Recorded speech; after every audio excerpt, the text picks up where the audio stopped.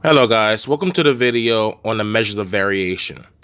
Now in the last video, we went over the measures of averages.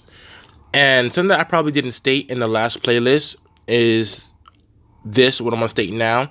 But when the mean, median, and mode are approximately the same, that means the data, the distribution shape is going to be symmetrical. You'll understand more about symmetrical distributions when we move on to chapter 11, sections 6 and 7. But we want our mean, median, and mode to be relatively the same because that represents having a good data set.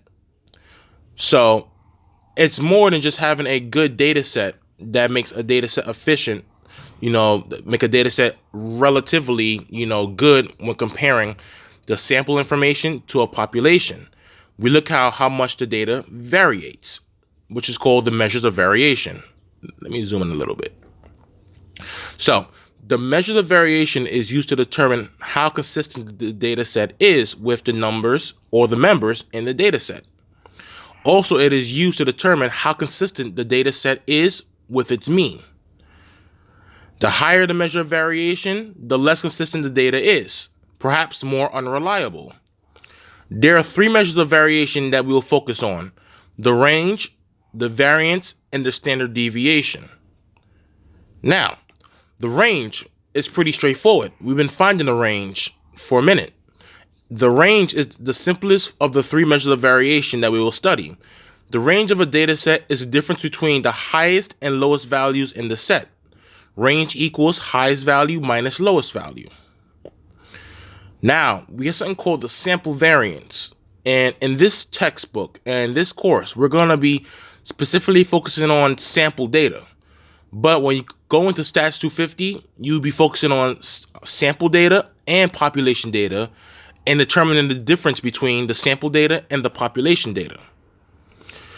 So, the sample variance of a data set is an approximate average of the squares of the distance between each value and the mean. If x represents the individual data values and x bar is the mean and n is the number of values. And here's the formula to calculating the sample variance. Now, in my opinion, the most important measure of variation is the sample standard deviation, which we call as S. And that is the square root of the variance. It provides an approximate average of the distance between the data values and the mean. So, in this video, we are going to calculate the range, the standard deviation, and the variance. And then we're going to determine which data set is the most consistent.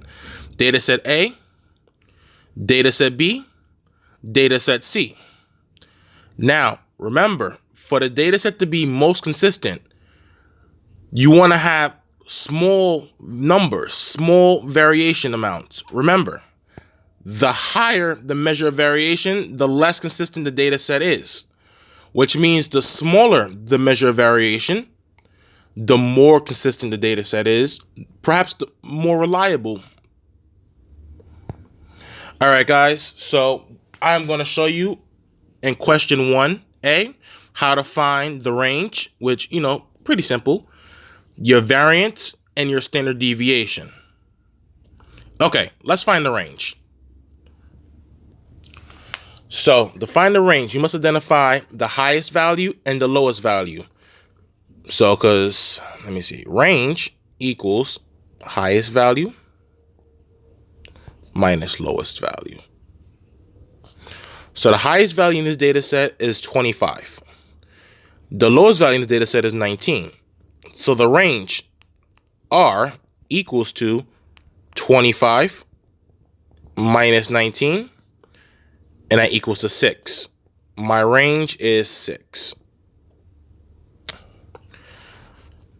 Now I want to find my variance. So to find your variance, here's the formula right here. S squared equals to the sum of the data value minus the mean. That entire quantity will be squared. That's divided by n minus 1. So in this case, n is going to be 5 because n is the sample size. There are 5 data values. The x is the data. But we need to find the mean. We need to find X bar. We find the mean by adding all the numbers up. So 22 plus 23 plus 25 plus 19 plus 21. And we're going to divide that by 5 because there are 5 data values. Let's go ahead and do that. 22 plus 23 plus 25 plus 19 plus 21, 110. 110 divided by 5 is going to be 22. So my sample mean in this case, my sample average is 22. Now, if you look at the formula, what you're going to do is look inside the parentheses. It says X minus the mean, the data values minus your average. So what you're going to do is you're going to subtract the mean from every data value. And I'm going to create a table for us to do that. So we have X, and our X values are the values that are in our data set. That's going to be 22, 23, 25, 19, and 21. Redraw that column. Then we're going to have another column which is going to be called X minus the mean, every data value minus our average. Put some space right here. And then I'm going to have one more column, which is going to be our data value minus our mean squared.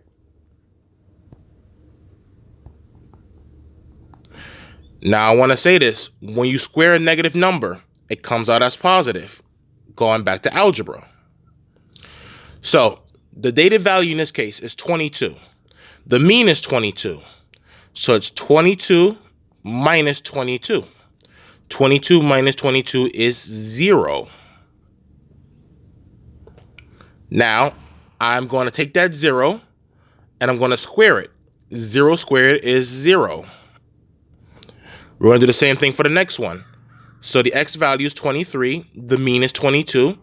So 23 minus 22 equals to 1. Then we're going to square that 1. 1 squared is equal to 1. If you guys want to, because we know the mean is already 22, we can replace the X bar with a 22 here. X minus 22. For this case only, because every mean will be different. It helps you guys to do things better. Next one, the X value is 25. So 25 minus 22 is 3. And 3 squared is 9. The next one we have is going to be 19 minus 22, which is negative 3. Negative 3 squared is still going to be positive 9. And the last one, 21 minus 22 is negative 1. Negative 1, that quantity squared, equals to positive 1.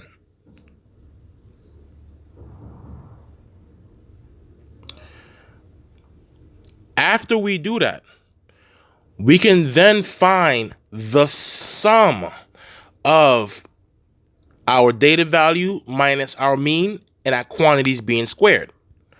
So therefore, we can add up all these values right here to find the sum of that. So we're going to add 0 plus 1 is 1, plus 9 is 10, plus 9 again is 19, plus 1 again is 20. And then now we can find our variance. Once again, the variance formula, which I'm going to write right here.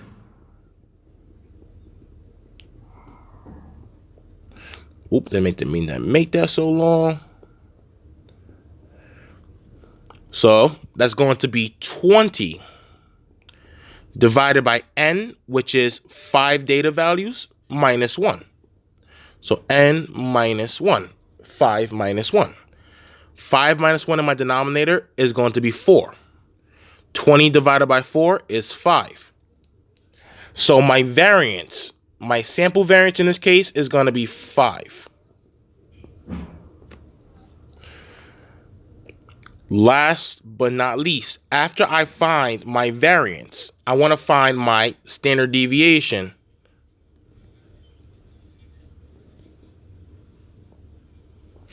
Now, remember what it says here.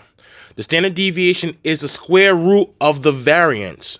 So to find my standard deviation of S, I'm going to take the square root of my variance. My variance is 5.